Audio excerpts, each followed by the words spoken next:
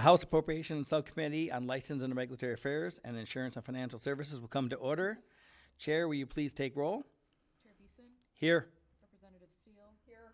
Van Workum. Here. McKinney. Here. Snyder. Mr. Chair, you have 4 members present. Your quorum.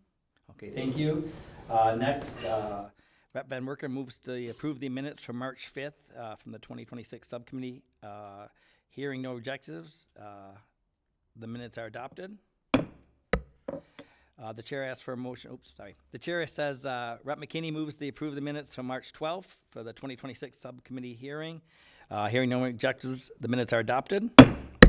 And moving forward, the chair will call up the CRA, Brian Hanna and Derek Sova, to give the presentation.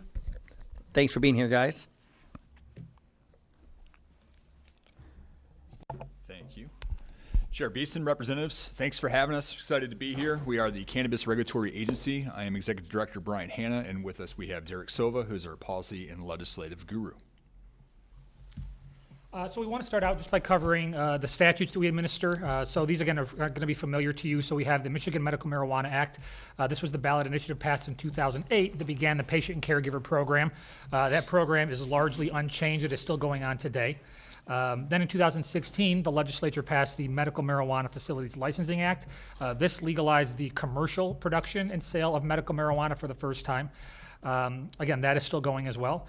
Then in 2018, again, this was another ballot initiative where voters legalized adult use marijuana and also created the commercial market for adult use marijuana as well. And that has become the biggest segment of this industry over the last several years. And then lastly, we also administer the Industrial Hemp Research and Development Act. Parts of that act we inherited from MDART a couple of years ago. That act has to do with both growing and processing hemp-related products. Because the processing is similar to the types of things that we regulate in the marijuana space, those responsibilities were moved to our agency, and so we've had them for a couple of years. Along with those 4 statutes, we get our funding from these 4 funds. So these each correspond to the statute you just saw before. The registry fund is funded by patient and caregiver registry card fees that they pay every 2 years. The regulatory fund, medical license fees, the regulation fund, adult use license fees, and the hemp licensing and registration fund, hemp processor handler fees. A couple important things to note about these funds. These are all restricted fund revenue sources. We do not get any general fund dollars to operate our program. This is all paid for by either the patient card fees or license fees. So again, I think an important thing to recognize about that. The other thing is just there are some nuances between how statute sets up each of these funds in terms of what they can be spent on. And so they're not interchangeable in terms of our funding goes. There are dedicated programs that are funded out of each of these that you all may be familiar with as well. So those are the statutes and funds that we are responsible for administering. Thanks, Derek. So we have some agency highlights here. We're happy to say that we finalized agreements with 3 Michigan tribes. After nearly 2 years of negotiations, we have agreements in which they have their sovereign capabilities of enforcing their own marijuana on their lands, but their product can enter the regulated market and vice versa. So we're excited about that and happy to report that that is happening, and we continue to work with tribes and the industry to work together. We are also seeking statutory changes to give us additional tools in enforcement. Situation right now is 2 years ago, we lost a court decision. We cannot summarily suspend a license. It's very difficult for us to do so. The language that we currently have in the law and the rules is weak. And so House Bill 5106 and 5104 are part of that. On top of that as well, if we are investigating, let's say it's an egregious issue of an adult use license, they can close their license in lieu of discipline. So they will shut their license down, and then we have a situation in which that we continue to chase this behavior should they open up another location. We are finishing up a 3-year rule promulgation. We're excited for this to get to JCAR this year. We started out by taking feedback on the front beginning. We took public comment to begin with to write the rules. And then we took public comment after we developed the rules and made significant changes, received over 700 actual pieces of information, of feedback, and we're excited to get that to JCAR this year. We think there's going to be a lot of improvements to the industry that both save money at the same time, save money for the businesses, but protect consumer health and safety.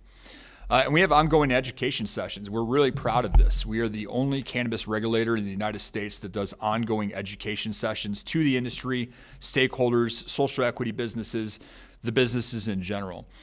We have over 159 education sessions on our website. We're doing about 2 to 3 per month. And these live in perpetuity on the website. So if anybody wants to see some kind of education piece, let's say it's regarding hiring, training, and education, or let's say it's how to use the statewide monitoring system or metric, those stay on our website in videos that anybody can watch and listen to. And we're going to continue to add to that and continue to advocate education. We do have discipline in this environment, but we are still doing more education than discipline. Thank you, Derek. Okay, so budget updates. We do not have additional staffing needs or requests for FY27, similar to FY26. The reason is we have grown responsibly with the industry. The industry has plateaued license number-wise, and we have no requests for FY27. So for today, we thought it would be important to talk about the past 3 years of the requests that we have and what we have done with these funds. So the Cannabis Reference Laboratory FY24, this is something where if you are regulating cannabis in the United States, you either have a reference laboratory or you're trying to get one or you want one. And we're very fortunate to say and report, and happy to report today, it is built. It is ready to go. We have full staff for this reference laboratory. We are ready to get moving. We'll talk about one piece of legislation, I'll turn it to Derek here in a second, of one things that we think that we need. But this lab is going to be intended to do many things. One, do research in the cannabis space. We have no support at the federal level when it comes to science and how to test marijuana. There are no federal standards for how to test for metals and pesticides. We're relying on boundaries in our rules, but also proprietary test methods. And a lot of the feedback we're getting from the industry is you take your product to one place and you're going to get one result. You take it to another place, you're going to get a different result. At the same time, national issue and Michigan issue, there is still lab fraud in this state. We're trying to use this laboratory to do audits of the laboratories that are doing the licensed work in this environment. We want to do it in a environment in which we're working together with the industry, working together with the science labs, do a technical audit of those science labs in a collaborative nature. And those that are doing the intentional rule violations and fraud, we're going to essentially use this as a faster mechanism to get them out of the environment. If they're cheating on purpose and manipulating test results, it does jeopardize health and safety of the consumer. We know there are labs that are trying to do the right thing. We've had labs that have gone out of business because they said they're doing proper science and losing to those that are committing intentional fraud. So we want to use this as a method to support the businesses trying to do the right thing. And at the same time, this lab could help our Michigan State Police partners if they find, let's say there's marijuana in the non-regulated space that may have fentanyl in it. This lab could have the capability to detect fentanyl and protect health and safety of those outside of the regulated environment as well. And so I'll turn it over to Derek to talk about the Senate bills and the House bills. Yeah, so one other thing we were looking for, again, we got the funding in the budget in FY24. There were no concerns raised with the funding at the time. And as we went through sort of the process to get the lab up and running, we recognized that when the adult use law legalized marijuana, it didn't just legalize it in a way where anybody can have as much as they want and do whatever they want with it. It was very prescriptive in how much people could have, what you could do with it, depending on if you were a licensee and what type of license. And there's nothing in the statute right now that explicitly would allow the agency to possess marijuana, certainly in the quantities that we're going to need to transport it back and forth from a site to the lab or to have it in the lab. As you all know, marijuana is also still federally illegal. And having that sort of gray area and unknowns with that, we want to make sure that the statute is explicitly clear simply that we can possess the marijuana. And so we approached the legislature back in 2024 with the bill that was introduced. It's been reintroduced this year. Last session it was a Representative Carter bill. This session is a Representative Mueller bill. House Bill 4501 is currently on the floor. I think it came out of reg reform unanimously. unanimously, rules unanimously. And then Senate Bill 704 is the Senate's version of that legislation sponsored by Senator Singh. And I believe Senate Regulatory Affairs is actually voting that bill out as we speak. So again, it has broad support. We just want to make sure we can get it across the finish line as quickly as possible because as Brian said, the lab is ready to go. It's staffed. I know some of you and some of your colleagues have come and taken a tour of the lab to see what it's going to be capable of. And so again, this is something the industry paid for. It came out of the license fee revenue that I mentioned earlier. And so they've been supportive all along because the good actors in this space knows what this lab is going to be able to do. The longer it takes for us to get this up and running, the more that the small businesses who are trying to follow the rules, who are trying to do things the right way, will continue to lose out to folks who are cheating and lying to get ahead because we simply don't have the tools we need right now to put a stop to that. So we are hopeful that, again, we can get this lab up and running to its full capacity as soon as possible. Yeah, thanks, Eric. I mean, we've had small labs come to us in tears saying, we need your help. We got some people doing things they shouldn't be doing. This will definitely help them. $2.8 million to get it started, 1.5 to continue to fund each year. Social equity grant program. So we have a requirement in the adult use law that we have to do the best that we can working with the industry to support those from communities that have been disproportionately impacted by marijuana prohibition and enforcement. And through that, FY 24, 25, and 26, we've been appropriated $1 million for that program, and we created from scratch the social equity grant program. Working with the industry and social equity businesses. We started out in FY24 with 62 grantees. We now have 114 grantees, of which that we have dispersed these monies across the industry. 8,772 to each social equity licensee in FY26. And we've had 36 grantees that participated in all three cycles. We do have reporting requirements. They're available on our website to show how these monies are spent. This program is audited and controlled by us to make sure that they are spent in the ways that they should be. And we've seen great response from the social equity licensees on how they use these monies. They can use them for employee education, reinvestment into the community, or business needs for the environment. And typically when we hear the social equity businesses, small businesses, and how competitive and how return on investment is so tight in this industry, these monies are a big help to them.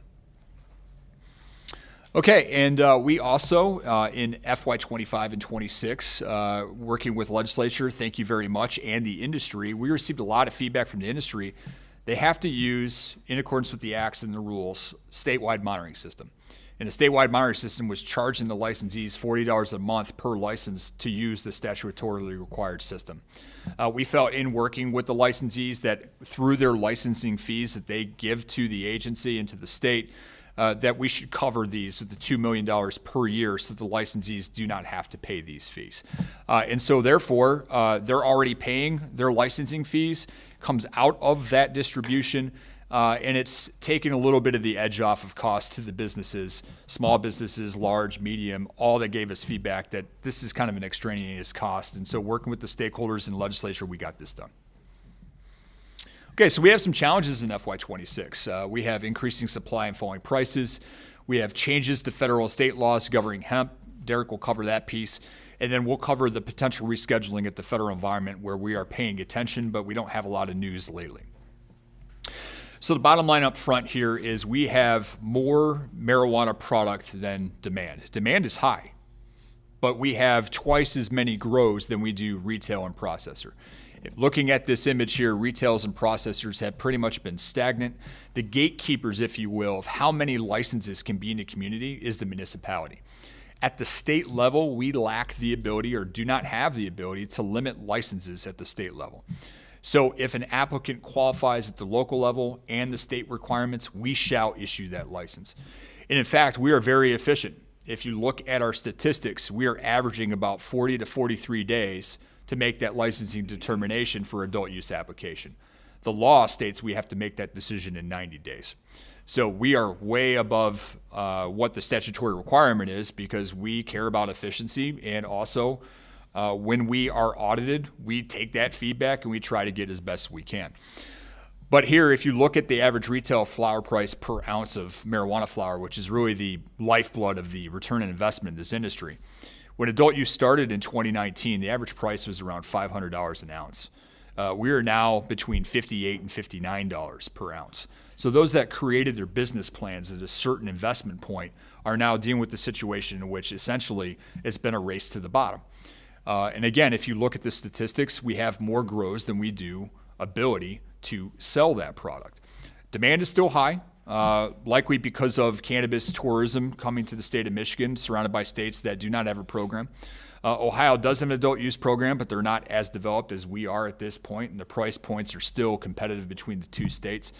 But at the end of the day, we do not have the ability to cap licenses. We've had a lot of conversation from stakeholders saying states should have that ability. From our perspective is stakeholders, lawmakers get together and have conversations. We'll be at the table to figure out what operationally we could do, but a policy decision would be needed involving the legislature.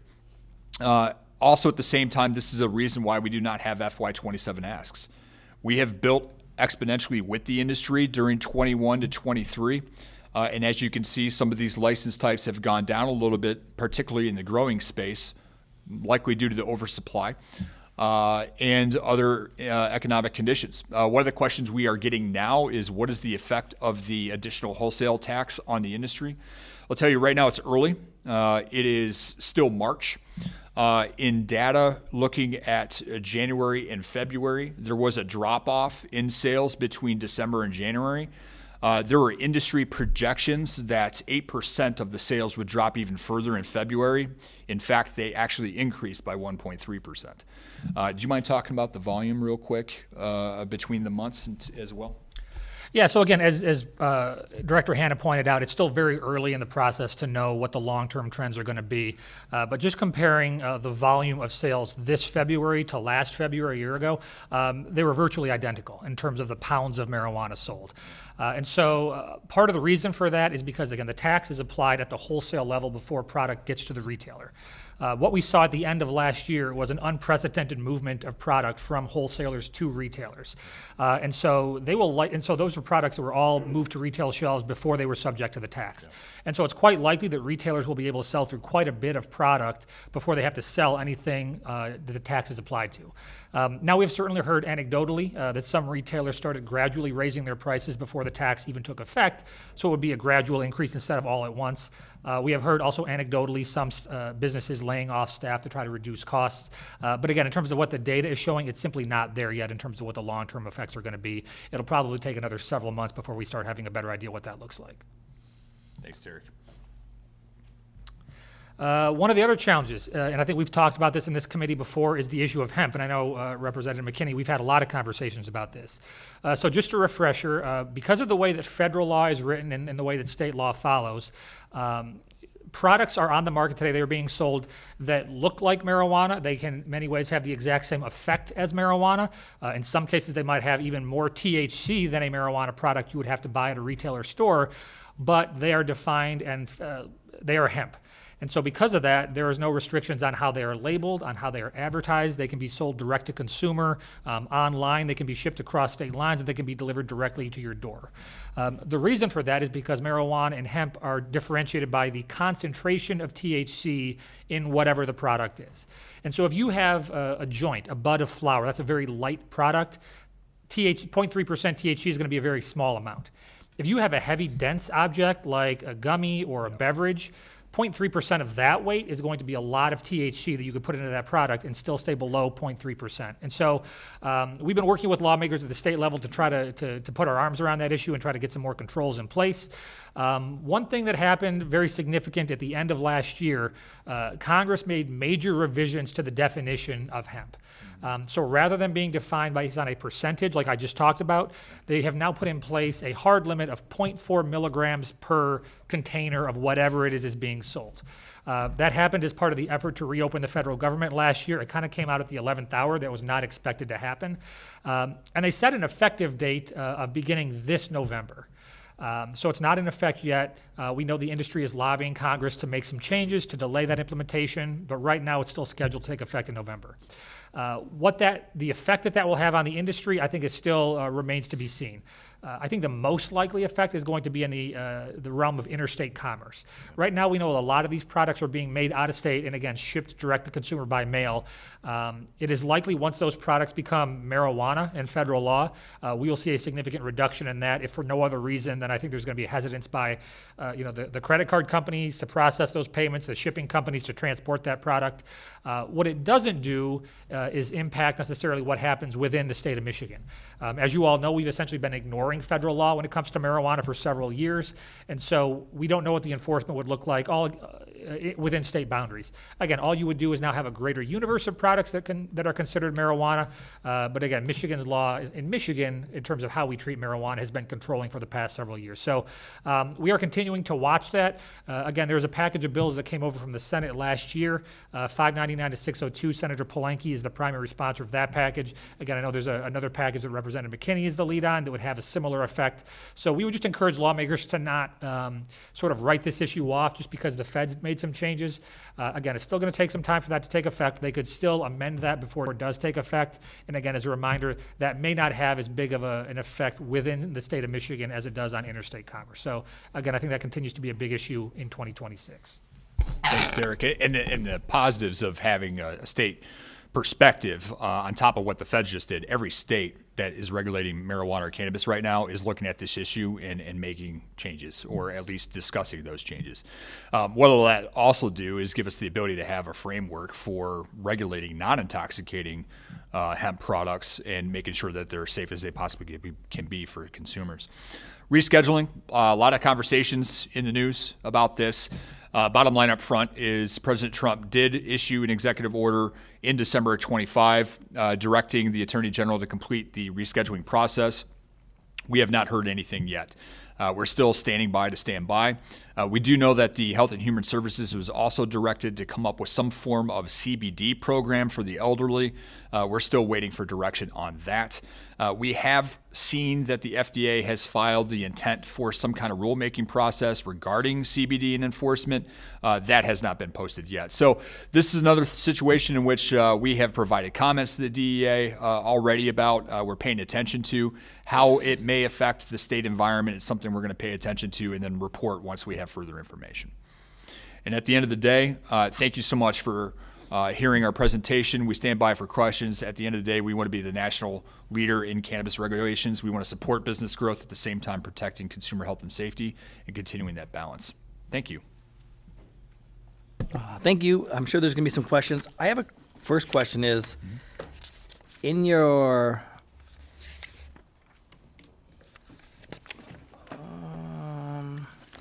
the social equity grant program that you guys have allowed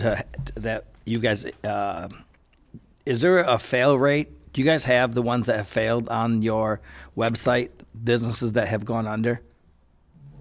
I think we have to go back. So we don't have that information. We certainly have a list of all the businesses that have received grants. We could compare that with a list of businesses that are still active, but that's not a statistic that we track. Again, we mostly track the use of the funding at the time it's spent and then reported back to us. Yeah, I would like to see the difference because watching MEDC and the wake of when they give money out and then the businesses that go under afterwards, I'd like to see the difference between what you guys have funded and how many businesses are still in place, because if it's at 80%, you guys are doing great. If it's at 30%, we got to find a different program that you guys are doing, right? Because I would like to see that, because it's the taxpayers' money. Even though it's a restricted fund, it's still the taxpayers' money that are people that are paying for these licenses, so that you want them to have good actors in that place. And I appreciate that. And I will say, I think, we had a lot of conversations with the industry, the folks in the social equity space when we got this funding back in 24 to figure out, because we essentially handed this $1 million and said, figure out how to do this. And so we talked a lot about what to do with it. And one of the things we all sort of acknowledged up front is that we would be at some point supporting businesses that might not make it, right? Just the reality of this industry in general is that businesses who either receive this funding or don't receive this funding will still fail on a semi-regular basis, just like any business in any industry. And so that was always something we knew was going to happen when you start giving out grant money to support businesses in a difficult industry. So we can certainly get you the data on what that statistic is. But I think sort of everyone who went into this went in with open eyes, recognizing that at some point this would be a reality. Okay. I'll have some more questions. Do either of you folks, anybody have questions? Okay, let's start. Go ahead. Recognize Rep. Van Workum, sorry. Thank you, Mr. Chair. So in your presentation, you said that you were doing a lot of education, not much discipline. What type of discipline does your agency have as it relates to just the industry? Sure. So we do discipline, and thank you for giving me the opportunity to clarify. We're doing more education if you look at it numerically versus discipline. We've received a lot of feedback over the past, I'd say, 3 years on how we do our discipline, right? I'll give you an example. The only guidance that we have in our laws that tell us on how to administer discipline is in the MMFLA, which says that we can charge up to $10,000 per violation or gross daily sales receipts per violation, whichever is greater. Now, that was written in 2016. We have a different economic perspective of what's happening right now in 2026. We received a lot of feedback from the industry that they'd like to see the guidelines of our fines, and we released that in 2024.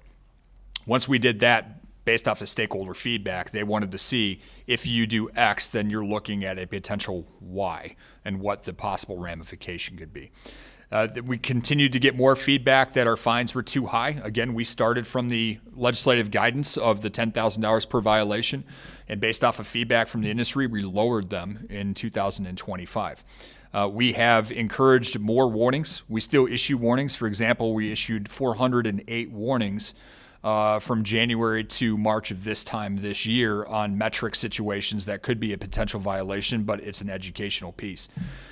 Do we have discipline? Yes. We're very transparent. Every single discipline of which that we issue is made available in press releases, is put in our monthly reports, and it's part of to inform what the situation was at the time. We even produced the formal complaints and the stipulated agreements or final orders. But also B, it's also meant as a deterrent for those, especially those that are doing the most egregious things.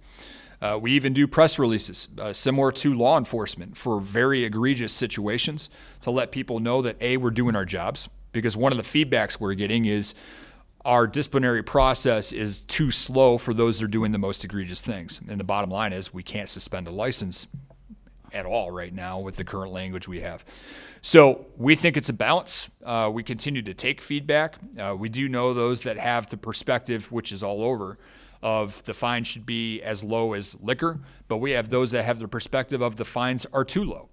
And so we're trying to navigate the best that we can a pathway that makes sense economically, incentive-wise economically, but also fairness, balance, and transparency.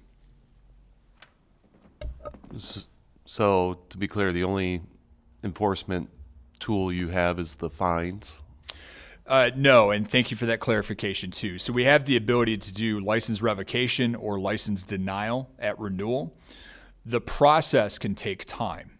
For example, we have a case that we've had a formal complaint that we are waiting for a decision from the administrative office for 23 months. So what is happening is we're adjudicating the lesser issues faster through agreements, but those that are doing the more egregious things are finding it economically beneficial to drag out the process as far as they possibly can. So we had license revocations. We have this data on our website. We can make them available if you'd like to see actions that were other than fines. We have them in our yearly reports and our monthly reports as well. And then you mentioned kind of the changes happening at the federal level. Sure. My understanding, there's also a potential federal on hemp beverages. Mm-hmm. Have you guys looked into this space of how that may look in Michigan should the feds come out with a process here to do hemp beverages? Yeah, so I think that conversation is happening as a response to what the feds did back in November that would essentially put an end to those beverages being able to be sold as hemp. I know there have been discussions here at the state level about the availability of hemp beverages. I think there's a couple of different philosophies on those. I haven't heard specific details about what the feds might do when it comes to beverages, but that is part of the conversation that's taking place in the run-up to this coming November, when essentially that ban would take place. Again, right now you can put 10, 20 milligrams in a in a can and call it hemp and ship it across state lines. Beginning November 26th, if nothing else changes, that drops down to 0.4 milligrams, which is basically nothing. And so if that does happen, I think ultimately it would depend on what the feds choose to do and sort of the details of that program. But we would have to actually see what the specifics are, because again, we already have a complex relationship with federal law when it comes to marijuana in general, right? But is that a sector that you guys would have responsibility over and regulatory authority, or how would that eventually be structured in the state? So that would be essentially up to policymakers. So some of the proposals that we've talked about sort of in work group scenarios, there's been a role for us. Other folks would have a role for the Liquor Control Commission. So that's an open question that we would not be the ones to answer. It would essentially be the policymakers to decide how any sort of regulatory program in Michigan is structured. Okay, thank you. Next, Rep. Steele. Just to piggyback on Rep. Van Workum, is when you assess these fines, who are the people in which you assess them upon? And let's say the violators, but how do you vet out the violators versus people that are doing business appropriately? So like in my community, there was a couple violations, and how are you figuring out where you should go? Yeah, I appreciate that question. It's a combination of evaluating the egregiousness of the potential violation on paper. So if somebody is accused of, let's say, inverting product and bringing that in from outside the regulated environment, that's incredibly egregious for the health and safety implications, but also cheating that cheats against other businesses. So there's an evaluation on paper on egregiousness scale, if you will, on what that violation could be. And then it comes down to the investigation. To your point in your question as well, in that investigation, we have to determine what is the intent. Are we talking a mistake? Are we talking egregious actions that were done on purpose? When we walk into a place, and it is difficult for our staff in this environment. I'll give you an example. We walk into a business, and you have leafy green material that does not have identification tags on it, as it should be in accordance with the ACTA rules. One, is it hemp or is it marijuana? Once we determine that it is marijuana as part of the marijuana program, then we have to go into, is this stuff that is actually in the system, but they didn't put the tags on it yet? Or did they forget to put the tags on it? Or are there further indications or evidentiary value beyond preponderance of evidence that this came from a truck that came from California? At the same time, we're evaluating data in the statewide monitoring system, and we are looking for fluctuations in data. It's data-driven, essentially operations from intelligence. If we find certain data indicators, I'll give you an example. If you're making oil out of the plant material, it is highly unlikely that you're going to get a yield percent of 20% or more. So somebody has, let's say, a yield percent statistically in the system that's 78%, we're going to send staff to go take a look at what's going on. Sometimes we find fat fingering. What you put into the system is what you get out. It's an unintentional act. We have guidance, we have potential discipline, but it's more of an educational moment, but there may be a dollar value associated to that. Or we've had times of this barrel had a metric tag that got switched because it came from another state. So it really comes down to in-depth work, investigative work. We have great investigators with a lot of backgrounds that have been doing this for a long time. But it is a lot of work to trying to figure out intent, violation, education, all of those different factors at the same time. Rep. Steele. Are you spot checking Every place. and then do you follow up, like you get calls and say that is that another way of, other than the data on paper, that you're finding violators? We do. So we are operating similar to an intelligence agency, a three-letter agency. So we are taking data that's coming in, and a law enforcement agency, which is also background intelligence at state police. We're taking information from the public. We're vetting that information. If we find out this information that we're receiving is a pure criminal in nature where we don't have authority, we pass that to state police. On top of receiving essentially human intelligence information, we're also looking at data, signal intelligence information in the statewide monitor system. We're also doing inspections that are unannounced. So all of our inspections in the state are unannounced. Part of the reason we do that is not just for a gotcha moment, but it's also a moment to have the industry grow and be ready for federal legalization. So in the food industry, the standard is unannounced inspections. A lot of the good manufacturing practices that we have to make sure that consumers are safe when they're consuming these, especially edible products, are coming from the feds. And so that practice gets Michigan even closer and ready for federal legalization, which in our opinion, we're the #1 state being ready for federal legalization. Once the feds are involved in some kind of regulatory program, we're going to be the most ready. So we do unannounced inspections. We do follow-up. Let's say we see something that is really, really suspicious in an inspection. We'll send an investigator out to do an investigation. Or we'll see a situation where somebody has 15 days on their cameras, but they're supposed to have 30. We will follow up with that. And I do see that at the end as the final decision maker of that entire process of us following up on leads, but we also have proactive investigations from our data and from sources we talk to. We put money into the CRA last year for investigation, right? Wasn't there a budget item in there to go after bad actors? So there are no specific lines in the CRA's budget other than just operational funding. At least there weren't last year. In the previous years, we've had lines for like the lab or the social equity program, but there was not specific funding for investigations. That's just part of what we do as the agency. Oh, I thought we increased something, because, what? Just the house. Okay. The inspection, if you guys have the hemp, are you guys going into these liquor stores and inspecting the hemp products that are in there right now? So if this entity has a license under our auspices, the answer is yes. If they do not have a license, They don't. no. This is a law enforcement situation. So we do have industrial hemp processor handler licenses that we issue. We are inspecting those, and we do have that information on our website. But if we're talking about a gas station, liquor store that is selling essentially marijuana or intoxicating hemp and they do not have a license with us, that's a law enforcement situation. Okay, thank you. Rep. McKinney?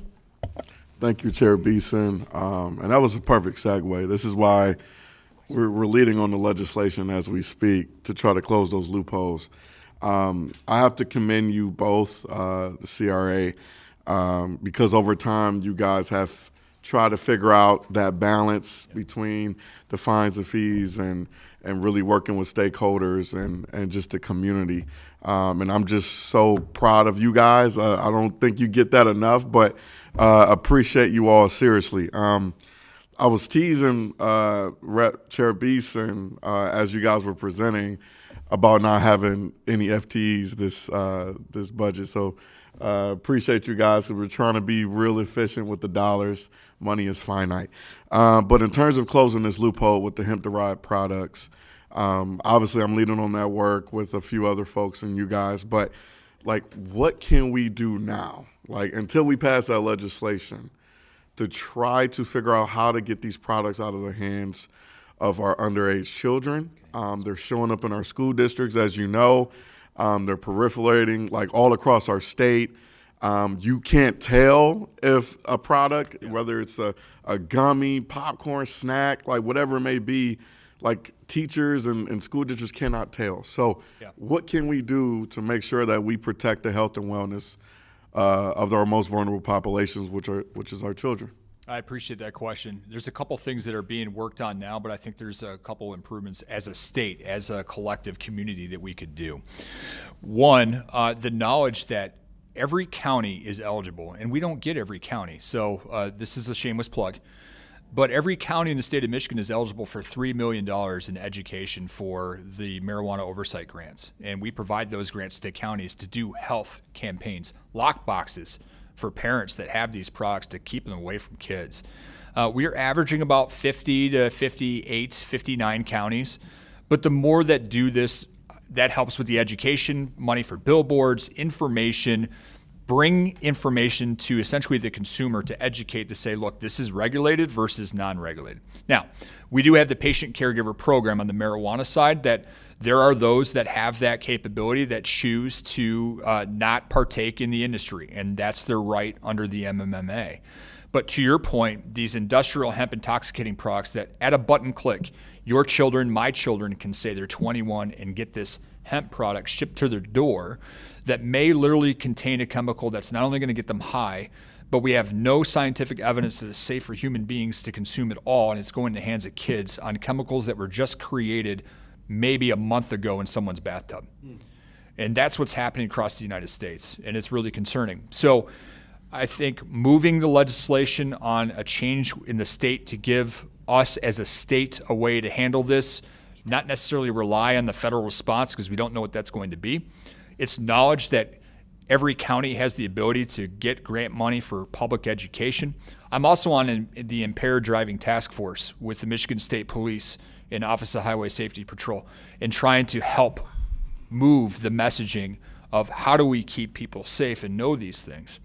So it's an all-hands effort, and we stand ready to support in those efforts and have these conversations. Thank you. Okay. Rep. Steele? Are you guys going to be regulating kratom? That's just tongue in cheek. But actually, my question is, there's some border communities that have talked about retracting some of these licenses. Have you seen some of that? And how does that even? I don't even know how you do that. As you say, okay, we've changed our mind. That's a great question. So we have paid attention to some very interesting developments on across the border. So we are aware of, I'll just say it, New Buffalo Township. And we know about their expansion there. And again, they are the municipality that determines how many licenses can operate in that municipality. There is an economic incentive to the municipalities to have as many retailers as possible because of the tax cut of which they get. However, due to comments and for those that live in that area, not everybody is happy about that. So New Buffalo Township has taken upon themselves essentially to have hearings about businesses that are not following CRA rules to see what they can do in their auspices, which is their right to do. We do not have the ability to A, tell municipalities how to act, or B, give them legal advice. In these situations, we're proud to say that we have regular quarterly meetings with municipalities. There's many of them, one of us.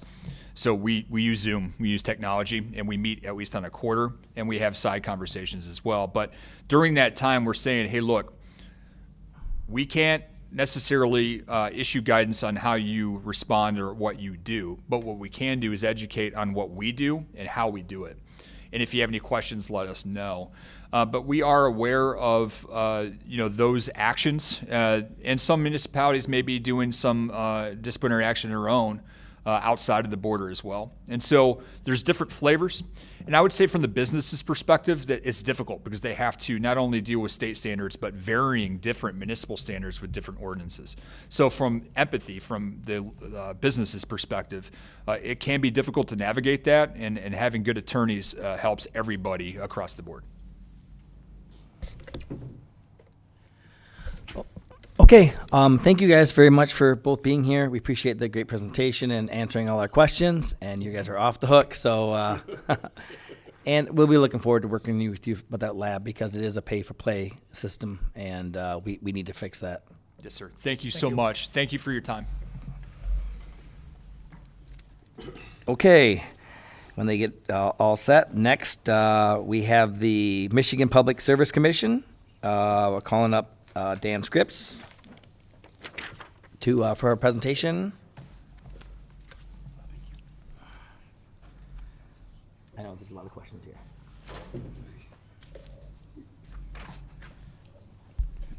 Good. Chair Beeson and members of the committee, thanks for having me here today. My name is Dan Scripps, and I have the honor of serving as the chair of the Michigan Public Service Commission. Just in terms of level setting, the commission is an expert and impartial regulator committed to protecting consumers while promoting fairness, transparency, and trust in Michigan's energy and utility sectors. Our mission statement, which we've had, I think, since 2020, is to serve the public by ensuring safe, reliable, and accessible energy and telecommunications services at reasonable rates. And we have a vision to be a best-in-class commission, and that happens by making well-informed decisions at every level of the organization, meaningfully engaging the public and enabling innovation for the future. And that focus on being a best-in-class commission really flows through to the 220 professionals that call the commission their career. We have our staff members staff a call center where last year they assisted Michigan customers with almost 13,000 inquiries or complaints related to utility and telecommunications services. We administer in partnership with the Department of Health and Human Services the Michigan Energy Assistance Program, or MEAP, which last program year helped more than 56,000 Michigan households with electric and home heating assistance. And our professional pipeline safety inspectors last year logged nearly 1,300 inspection days. We also administer the Lifeline program here in Michigan that helps more than 300,000 customers access broadband, voice, or bundled service, and that puts us in the top 5 in the country. And we also help coordinate and prepare for energy emergencies, including staffing the State Emergency Operations Center. Last year, our team served in critical roles helping to connect utilities and fuel providers in northern Michigan to resources they needed to ensure fuel availability and restoration. Work during the ice storm played a similar role in the last couple of weeks with the ice storm across the central part of northern Michigan and up into the UP. And a couple of weeks ago, when tornadoes touched down in southwest Michigan, our team was closely monitoring this situation. 365 days a year, we have a dedicated staff member on call in the event of an energy emergency. And that doesn't really touch the casework. In our cases, our staff actually serves as a separate party to the cases, just like the Attorney General or any number of other interveners. In fact, they're the only intervener that participates in literally every single case in front of the Commission. In 2025, that included more than 238 cases where our staff was reviewing filings, preparing for and engaging in cross-examination, helping to draft legal briefs and other actions. And once the case record is completed, we work with a team of advisors and attorneys to review the record and develop the orders where we make our decisions. And last year, we issued 439 orders over the course of 2025. So our staff really is the heart and soul of the Commission, and critical to everything we do. They take tremendous pride in serving the people of this state, and reflecting that best-in-class ethos, many of our staff also take on national leadership roles and are held in high esteem by the industry and peers across the country. So today I want to provide an update on 4 key issues that are really important to us, and I know are really important to all of you as well, and issues that you hear about from your constituents, including the reliability of the electric grid, affordability concerns, the state's ongoing energy transmission, and our commitment to transparency. So for the last decade, the Commission has focused relentlessly on reliability. And when we talk about system reliability, we're really talking about the distribution system and looking at both the frequency of outages and the duration of those outages. We can look at those measures on a system or individual circuit basis, or even on a customer basis. And we also can look at those whether it's in all weather conditions, which is what customers actually experience, or what we call excluding major event days that helps control for extreme weather. And when we think about outage duration, the primary measure is called SAIDI, or System Average Interruption Duration Index. For a long time, Michigan's distribution system was not performing at the level that it needed to, even under normal conditions. I don't think I'm making any news with that statement. An aging grid, long-term underinvestment in the system, and poor vegetation management or tree trimming, combined with storms that were becoming increasingly more severe, meant that the reliability of our system, especially for our largest utilities, was among the worst in the country. As a result, over the last several years, the Commission has taken a number of actions to improve reliability, requiring the filing of distribution plans, updates to our service quality rules and technical standards for electric service, requiring and approving better tree trimming programs, ring-fencing spending on reliability to ensure that funds intended to be spent on reliability improvements were actually spent on reliability improvements, and technical conferences with the utilities, as well as a first-of-its-kind independent third-party distribution system audit of both consumers and DTE distribution systems. So it's critical to ask, has that made any improvement? And I know that the predominant narrative in the public is that reliability has been and continues to be bad. I'll be the first to admit that we're still not where we want to be, but the data shows that things are improving. Michigan, since 2019, has led all states in baseline reliability improvements in 2019. For customers, that means that we've taken nearly an hour, 52.6 minutes, out of outages under normal conditions, and the improvement in storm conditions or all weather is even more significant. That's 88.5 minutes, which was the 6th highest percentage improvement in the country. In in 2025, DTE ranked in the first quartile for electric utilities for that SAIDI duration index. I will tell you that that has never happened before, which is not a surprise to a lot of DTE's customers. And we're seeing significant improvement in the number of trees being trimmed. So 87% more miles for DTE, 70% more miles for consumers. And in 2025, we saw that DTE cleared 6,584 miles compared to an average between 25 and 2018 of under 2,800 miles. That's the second highest level of tree trimming in that time period, and consumers was even better. In 2025, they cleared 7,849 miles, which is the highest during that time period. The problems that we see with reliability did not happen overnight. It compounded over years, but improvements are happening, and we are clearly moving in the right direction. Of course, none of this happens without investment, which brings me to the next issue I know that we, and I'm sure that you, hear a lot about, which is utility costs. When we talk about affordability, one of the most frequent things that we hear is that Michigan customers pay some of the highest rates in the country, and that's true. For residential customers, we do. We're in, I think, the top 10 or 11th, 40th out of 51 states, including the District of Columbia, so 11th highest in the country. But that's only part of the story because, perhaps counterintuitively, this does not mean that Michigan customers pay the highest bills in the country. Rates are a function of total cost divided by use. The number of kilowatt hours, the total cost of the system divided by the number of kilowatt hours sold. So if a utility has average costs and customers have average use, the rates are going to be average.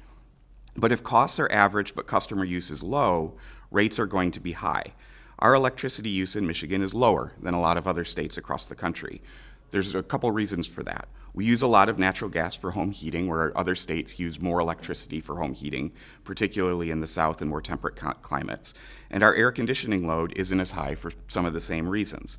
So this gives lower sales over which to spread the fixed cost of the system compared to states with high electric home heating and air conditioning load. As a result, we do have high rates.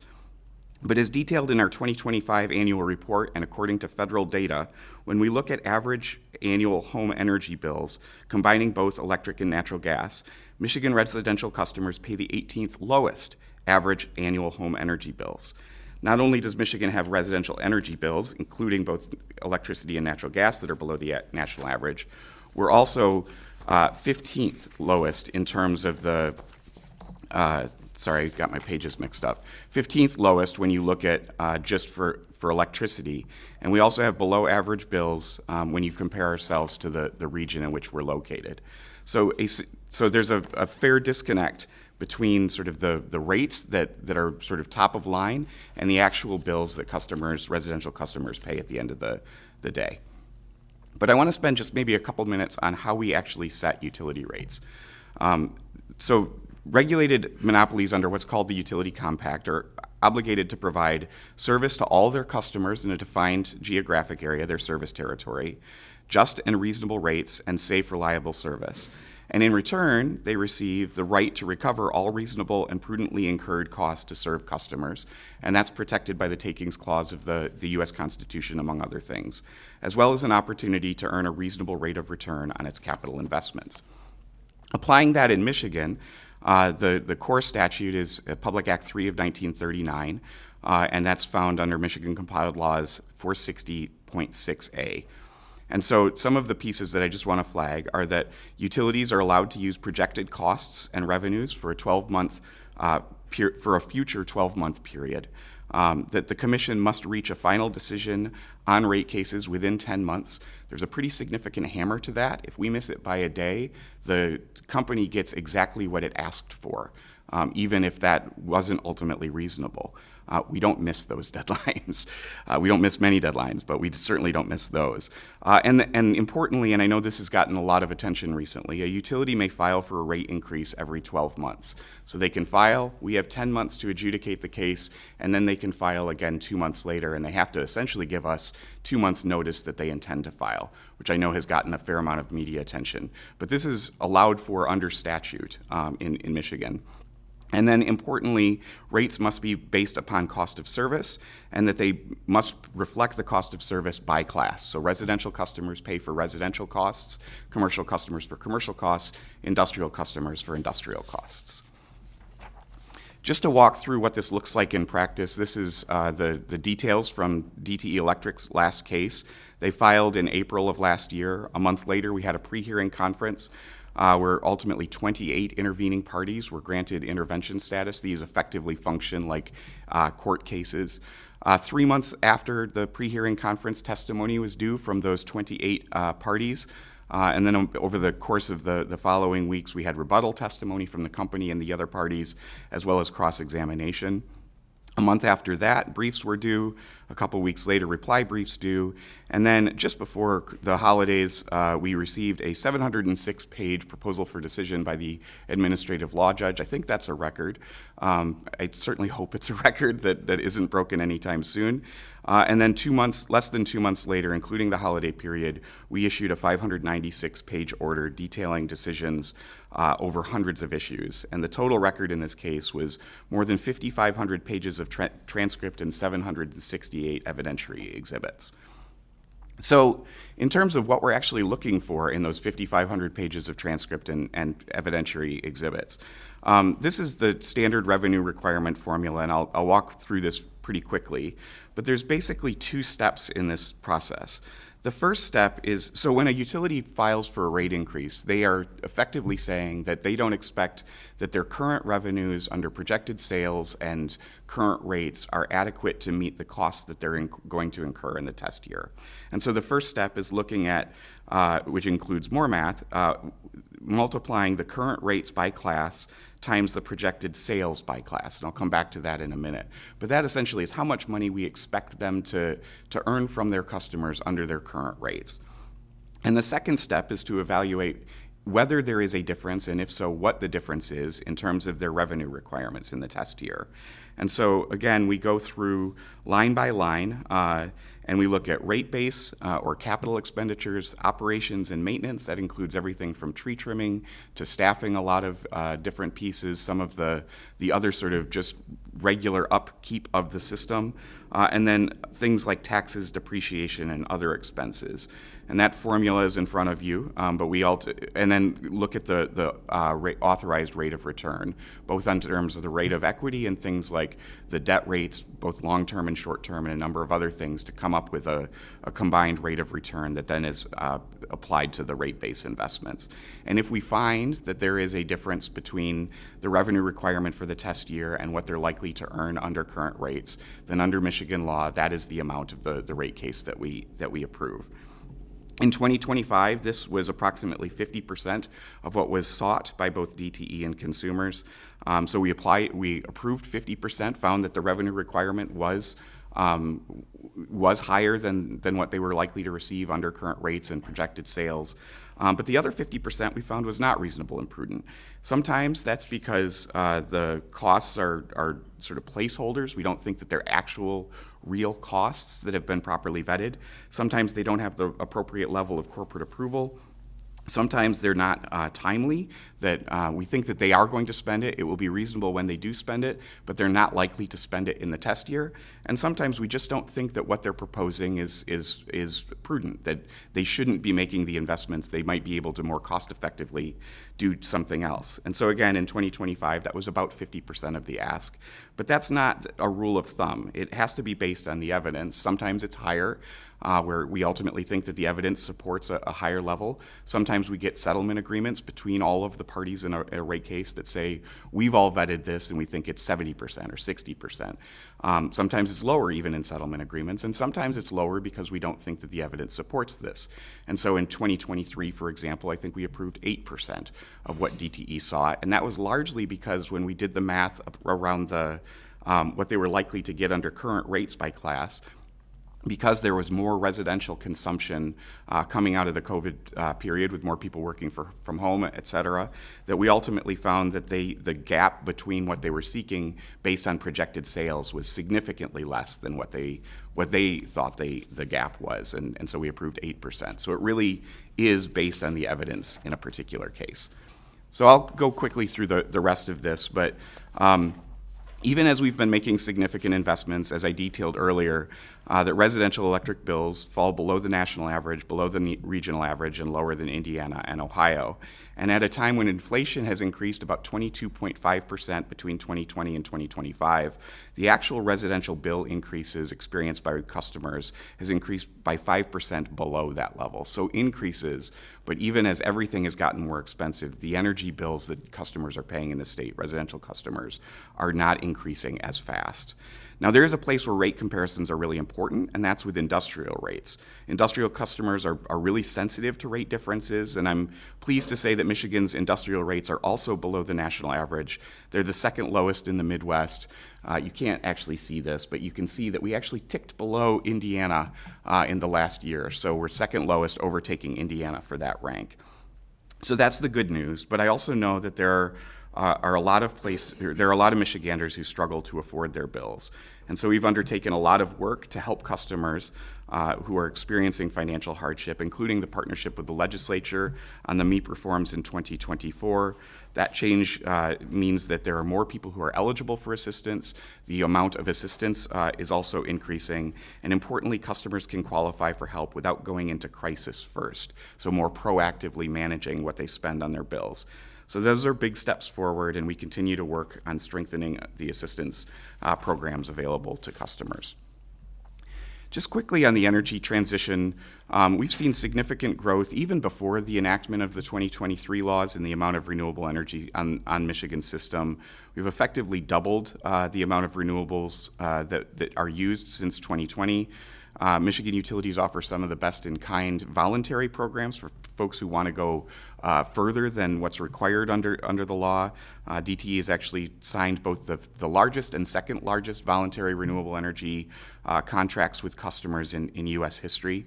On energy waste reduction, again, best in class. We rank first in energy waste reduction savings from the natural gas system in the country, second for electric. That's resulted in $1.4 billion in savings and $2.40 in benefits for every dollar spent. And importantly, we're making this work for everyone. That we have a robust low-income energy waste reduction work group that has resulted in a series of largely settlements around energy waste reduction programs that earn high praise from customer advocates. So I included just one example from a recent approval from the National Natural Resources Defense Council, noting that the agreements that were approved by the Commission will make a real tangible difference for the pocketbooks of Michigan families and businesses across the state. And then finally, transparency I know is important to you, it's important to us, and we actively look for opportunities and develop tools to make our work more accessible and transparent. In 2023, we launched a customer outage history page, which tracks outages by utility month by month and then on a yearly basis. We also launched an electric utility reliability data webpage and dashboard, which tracks these metrics and was just recently updated. We do the same thing in terms of reports on customer arrearages, disconnections, customer payment data, payment plan enrollment, and associated data. And this focus on transparency has caught the attention of commissions across the country. In fact, our team has had outreach from other commissions who are trying to develop something similar to what we've rolled out over the last couple of years. And there will be an upcoming feature piece in Public Utilities Fortnightly. I know you're all subscribers and anxiously looking forward to that details some of the work that we're doing, and we'll also feature that as a podcast episode on our Behind the Meter podcast. We also launched a new GIS hub last year to allow people to more easily see the individual utility service territories. There's also information on pipeline maps, location of generating resources, and a host of additional data. And then one of the boilerplate requirements for us in the last budget, or the current year budget, includes compiling reporting on a range of information and make that available on the website. While much of this was already being tracked and available, I will say that we took this as an opportunity to do better, and I think that we have, that the directive from all of you did result in the information being more easily found on our website, really pulling it into one place that's easy for customers to find. So with all of that, I am aware that this is a budget hearing, and the reason that I'm not going to spend a lot of time on this is that this is essentially a status quo budget. a 2.4% increase over fiscal year 2026. About half of that is a $500,000 appropriation that we're seeking from money that's already been collected under the Miss Dig program. That's been in place since 2013. The money has been collected as a result of finding activities, but the legislature's never taken the second step of actually appropriating those dollars for its intended use around customer education, hoping to drive down the number of incidents of damage to the infrastructure. No change in FTEs. We're 93% funded by public utilities assessment.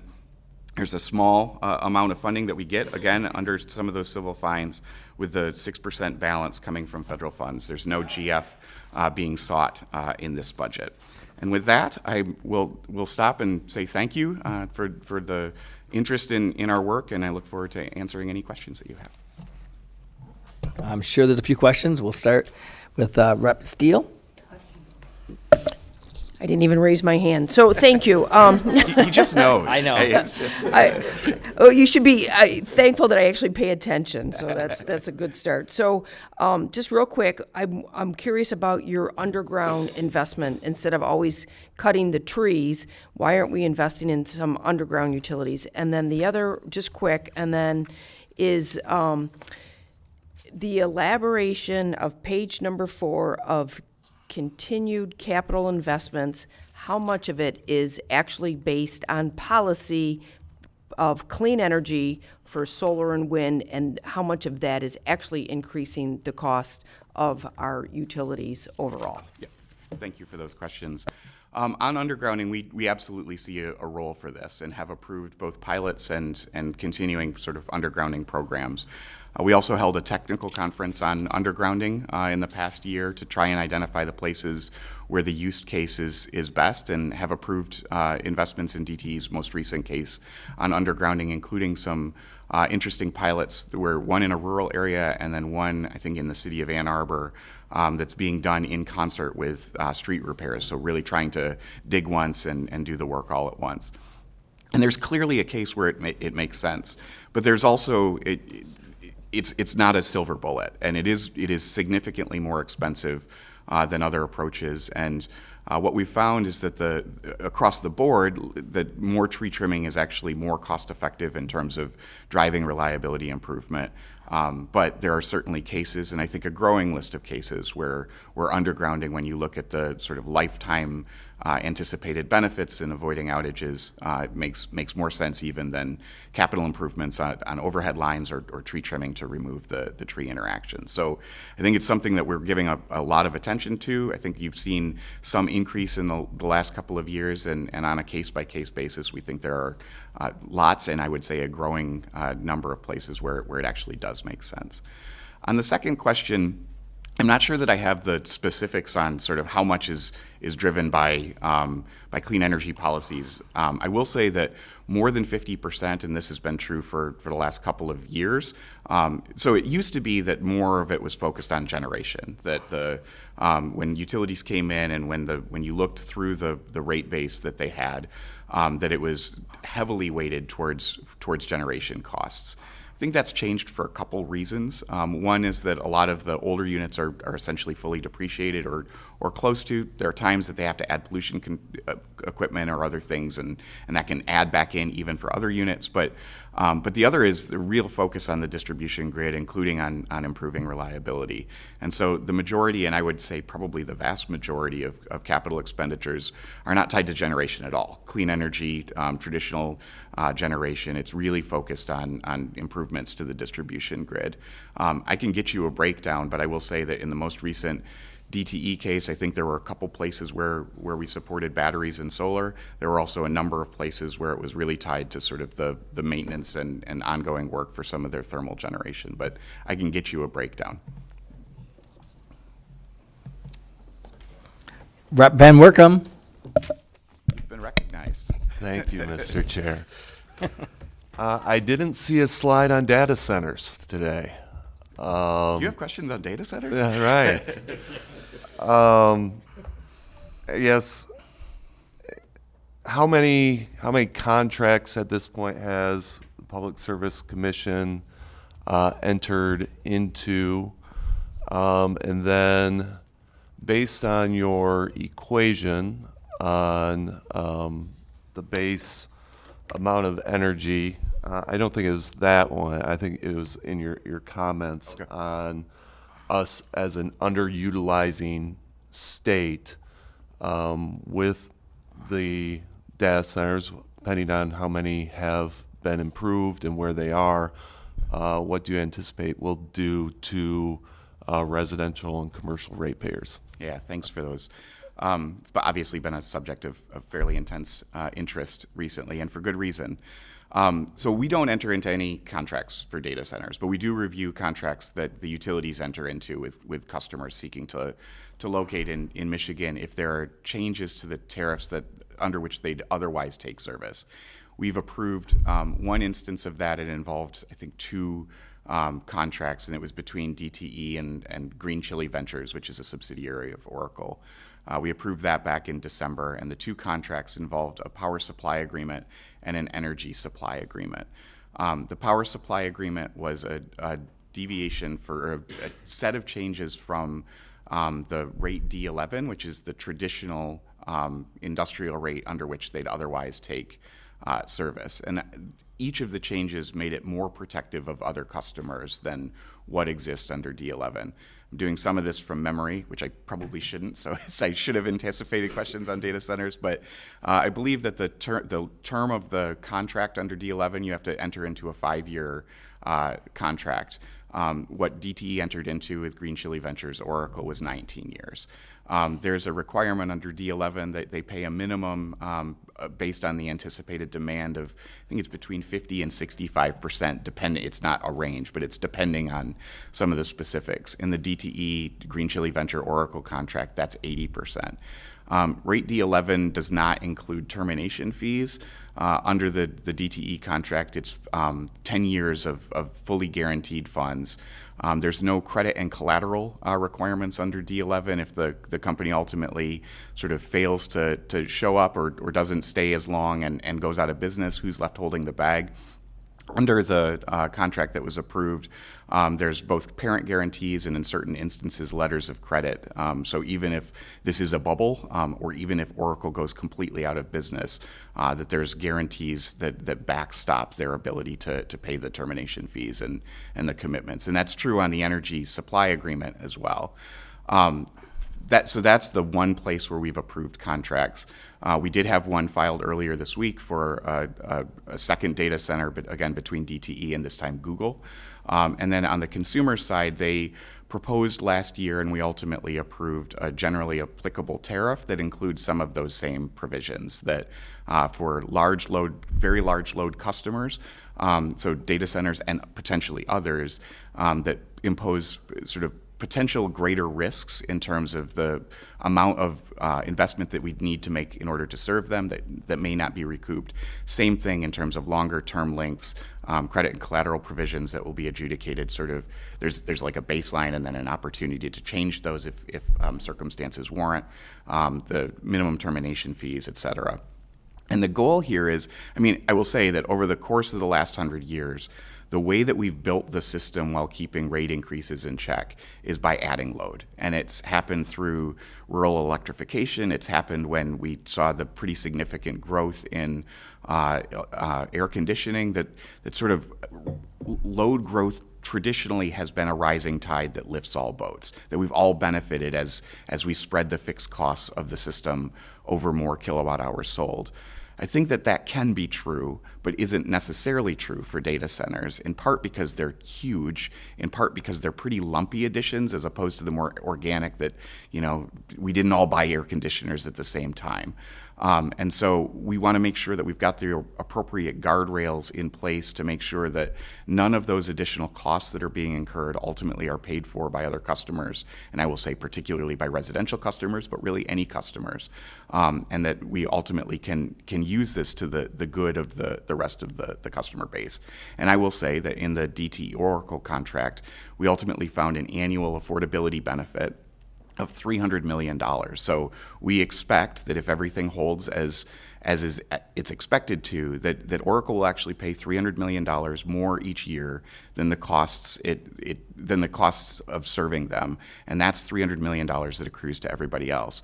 But again, that's if everything works out as expected. Sometimes that's not the way the world works, and so all the rest of the conditions, including a guarantee that DTE essentially backstops if ultimately everything turns out to be wrong and can't hold other customers on the hook for the costs that they incur by serving Oracle.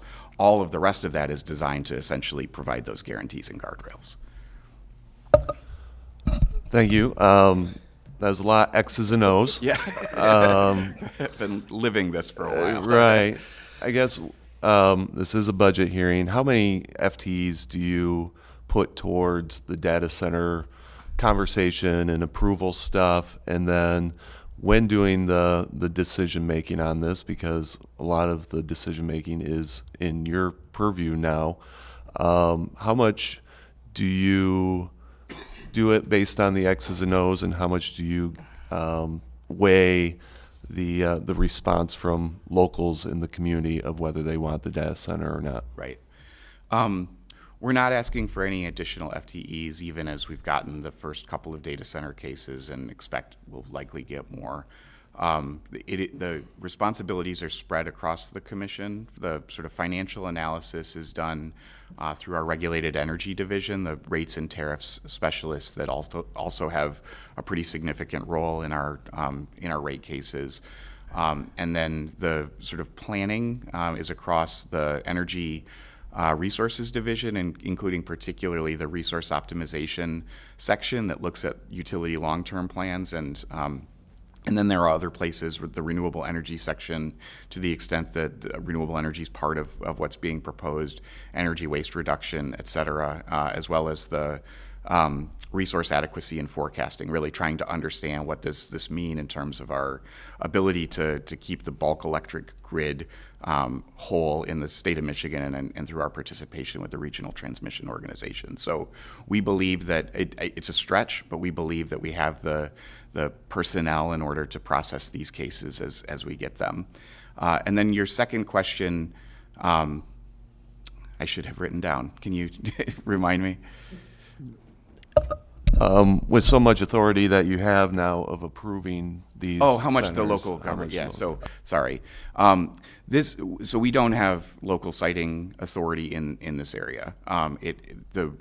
All of the local work has to happen at the local level, and if the local community ultimately doesn't approve the land use issues, that's not a case that comes to us. We're looking purely at power contracts. We also don't have authority over water, which is an issue that is important to a lot of people, and rightfully so, but it's outside the commission's jurisdiction. So in these cases, they have to have local approval to go ahead locally. Eagle and the locals address the water consumption. Ours is purely reviewing the energy contracts that are connected with the projects. Before I move on to McKinney, I have some constituents that are some of my good friends, and they're basic questions. We see that you were appointed in 2019. How long is the appointment for? So I was appointed for the remainder of current Treasurer Rachel Eubanks' term that ran through 2023, and then I was reappointed in 2023 for a 6-year term. So each of the 3 commissioners serve 6-year terms. They're all staggered 2 years at a time. So every 2 years, one of us comes up. I'll come up in 2029.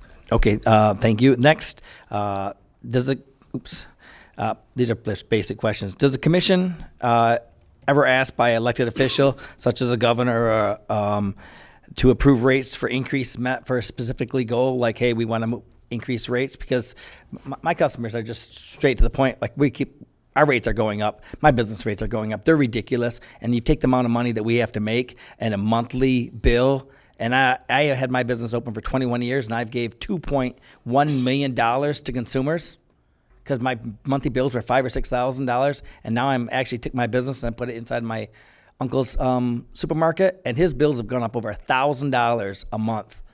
And it isn't like we're doing any more different in business, so we're looking at ways to spend the money on new equipment.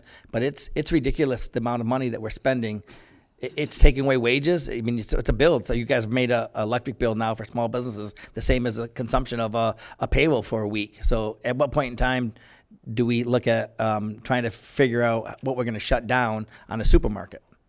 Yeah, so the decisions that we make are entirely based on the evidence in the record. I will tell you that I have never once gotten a call from the governor or her staff asking me to increase rates or to decrease rates for that matter. Like we are an independent agency. We have a quasi-judicial function when reviewing these, and it has to be based on the evidence in the record. And then the other piece is that each of the classes pay for as we go through the third step that I didn't talk about is after figuring out what they're likely to get under current rates, what is their revenue requirement, and is there a gap? If there is a gap, then how does that get allocated? And that goes back to a statute that was passed in 2014 that requires each of the classes to pay for the costs. And so for commercial customers, I think they're between 35 and 40%, depending on the utility of the cost of the system, and they pay about 35 or 40% of the revenues to the utility.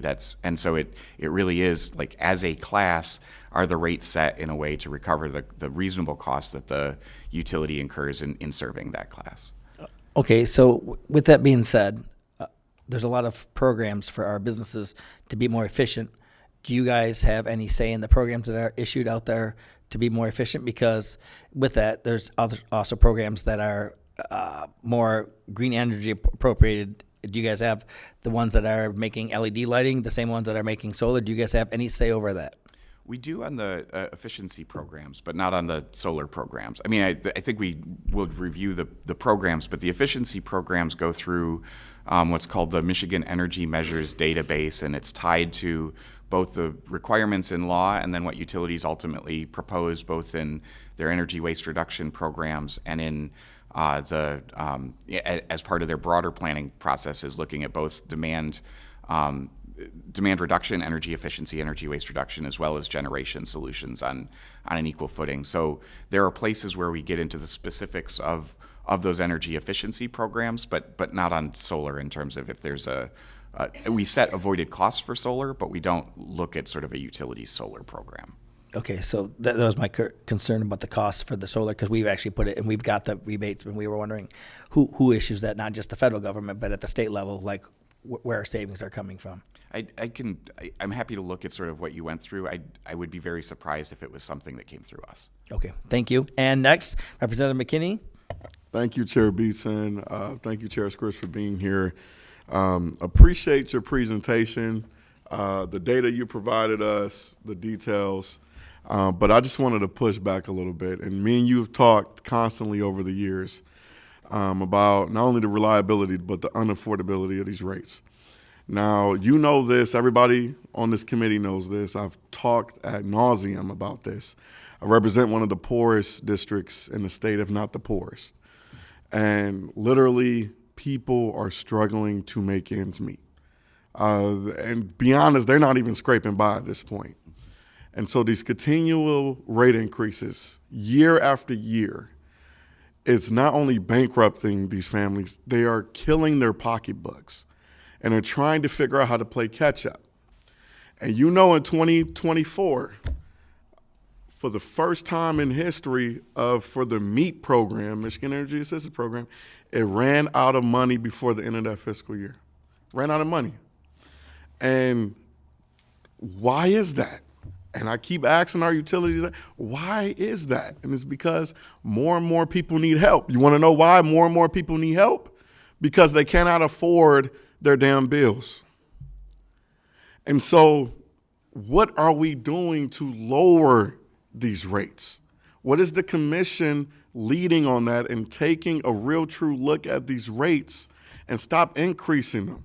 Can you explain what is happening?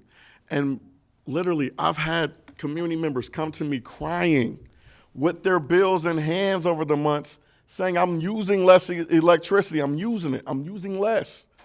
But for some reason, I'm paying more. Can you explain to me, why is that? Sure. I think there are a lot of things that go into the rate increases, and certainly over the last couple of years, the general inflationary environment that we've seen has also impacted utilities. That poles cost more, labor costs more, wires cost more, transformers cost more. They're not immune to the things that are happening in the rest of the economy as well. But even in that, their increases have gone up. The bills that Michigan residential customers are paying are 5% below the cost of essentially everything else that they're paying. And so I'm not saying that they have gone down. I want to be super clear about that. And I know that different people there are different challenges for different families, which is why I think the increase in MEEP eligibility and funding is a really important piece, that it went from $50 million, capped at $50 million under the 2013 MEEP statute, to under the changes in 2014 or 2024, uncapped and increasing to $75 million and then to $90 million projected for the year ahead. And that, I think, can make a really significant difference in the people who are struggling the most to pay their bills. But it's something that I think we're keenly aware of. I think some of it is inflationary pressures across the rest of the economy, and then how do we make sure that we're going line by line and making sure that they're doing a much better job of actually spending the money where it gets the most improvement on reliability. So more tree trimming, less focused on sort of big capital projects in order to make sure that we're spending it more efficiently, because it is people at the end of the day that are paying the costs that the utilities incur to serve them. I know you got more. Dan, Director, we have a problem. The idea that you are comparing what we're paying to other states is a absolute worst thing you could ever do. We don't want to compare ourselves to other states. We want to be way farther. When you start comparing to other states, it's looking past the idea that we should be able to pay more. And you got to quit doing that. Like we don't need that. We want to be the lowest all the time because we're the highest in everything else. Okay? So quit doing that, saying, oh, Ohio.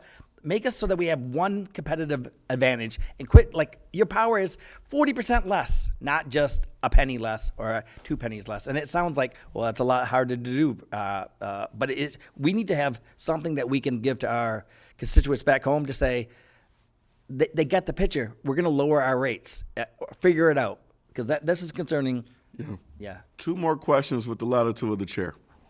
One is you talked about in your remarks how Michiganders are using less energy across the board. Why do we have these peak hours from 3 p.m. to 7 p.m. and folks are coming to me and they're like, I'm not even using energy, heating, electric, all of that stuff between those hours because I know my bill is going to skyrocket even more. But why do we still have that in place? Yeah, it's something that we approved. I know when I visited your district and we had the town hall forum at the community center with Representative McFall, it was something that we got questions about there too. The reason is essentially that we pay, or traditionally we've paid the same costs, customers have paid the same costs over the course of the day, but that's not what the utilities pay to serve them.